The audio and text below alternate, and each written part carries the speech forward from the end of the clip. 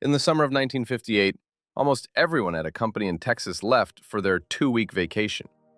The labs went quiet, the building emptied out, but one man stayed. He was brand new. He hadn't earned any vacation time yet. So he sat alone in the empty lab. And in those 2 silent weeks, he sketched an idea that would end up inside almost every electronic device on Earth. Your phone, your laptop, your car, the satellites over your head. All of it traces back to that quiet summer. But to understand how he got there, we have to start somewhere that makes no sense at all. An oil company. It's 1930, the Great Depression, and 2 physicists, Clarence Karcher and Eugene McDermott, have a strange, clever idea. You can find oil by listening to the ground. Here's how it works. You set off a small sound blast on the surface, and you measure how the echoes bounce back from the rock layers buried deep below. The pattern of those echoes tells you where the oil might be hiding. They call the company Geophysical Service, and it works beautifully. They get very, very good at finding oil by reading these underground echoes nobody else can hear. But pay attention to what they've really become masters of. It isn't oil, it's something more abstract, turning a faint, invisible signal into useful information, sensing what nobody else can sense. And that skill is about to travel very far from any oil field. In 1941, a few of the company's own leaders pool their money and buy the business themselves. And almost immediately, the world turns upside down, the Second World War. And the team asks itself a simple question, the question that will define everything that comes after. The equipment we built to listen for oil under the ground, could it listen for something else? The answer is yes. They adapt their sensing gear for the Navy, helping detect submarines hidden beneath the ocean. Same core magic, finding the invisible by reading signals, aimed at a completely new target. And this becomes the heartbeat of the whole company. Every few years, they look at what they're good at, and instead of resting on it, they ask, what else could this do? After the war, a new leader steps in, a former Navy man named Pat Haggerty. And Haggerty is restless. He can feel that the world is about to run on electronics, and he wants this little Texas company right at the center of it. The electronics side is now growing faster than the oil side. So in 1951, the company takes a new name, one you know, Texas Instruments. Then in 1952, Haggerty makes a bet that looks almost laughably small. For $25,000, Texas Instruments buys a license to make a brand new invention called the transistor. A transistor is a tiny switch that controls the flow of electricity, the fundamental building block of all modern electronics. It had just been invented, and almost nobody yet knew what to really do with it. To lead the charge, Haggerty recruits a brilliant crystal scientist named Gordon Teal, a Texan who'd been working far from home and was, by his own admission, simply homesick for Dallas. At the time, transistors were made from a material called germanium. It worked, but it was fragile, and it hated heat. Many experts believed a better material, silicon, was simply too hard to use. Teal disagreed, and in 1954, his team did what the experts called nearly impossible. They built the first commercial silicon transistor. Then Teal did something theatrical to prove it.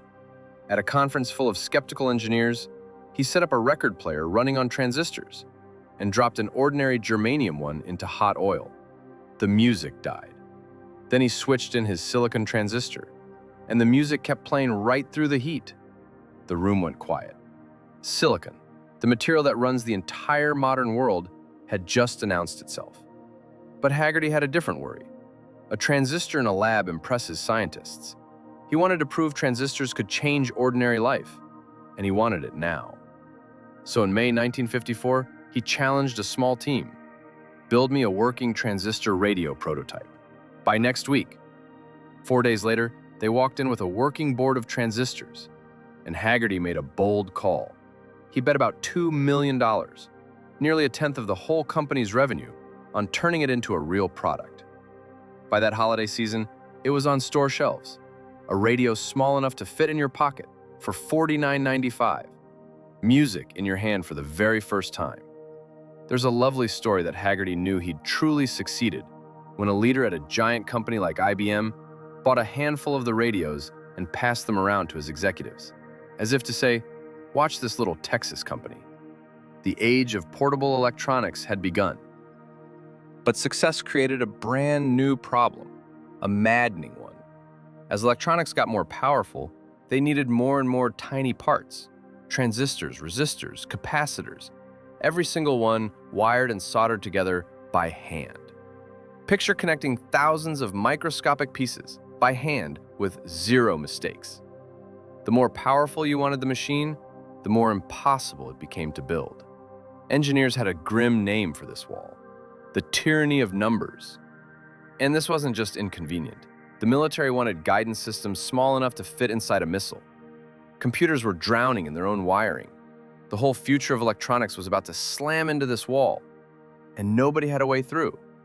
Which brings us finally back to that quiet summer of 1958, and to a brand new engineer named Jack Kilby. Kilby had only just joined Texas Instruments. He hadn't been there long enough to earn the company's 2-week summer vacation. So when the whole building emptied out, he stayed behind, alone, with a quiet lab and nothing but time to think. And in that silence, he turned the tyranny of numbers over and over in his mind. Then came the thought: what if you didn't wire the tiny parts together at all? What if you made all of them, the entire circuit, out of a single piece of one material? No thousands of fragile hand-soldered wires, no wall. Just one small chip, with everything built together at once. On September 12, 1958, with everyone back from vacation, Kilby gathered a few colleagues and showed them his rough little prototype. He flipped it on, and it worked. It looked like almost nothing, a sliver of material with a few wires. But that humble little object was the first integrated circuit, what you and I now just call a chip. Now, here's something worth saying clearly and kindly. Around the very same time, far away in California, another brilliant engineer named Robert Noyce was reaching for a strikingly similar idea, and he found an elegant way to make these chips practical to mass produce. For years, people argued over who deserved the credit, but the most honest answer is the one Kilby gave himself. Both of them helped bring it into the world. When Kilby later accepted his Nobel Prize, he made a point of honoring Noyce, because the chip wasn't one person's lightning bolt. It was an idea whose time had simply come, and two thoughtful people reached for it at once. And that humble little chip went on to quietly build everything. Within just a decade, integrated circuits, the technology Kilby pioneered in that empty lab, were small and reliable enough to help guide astronauts all the way to the moon. And Texas Instruments never stopped asking its favorite question.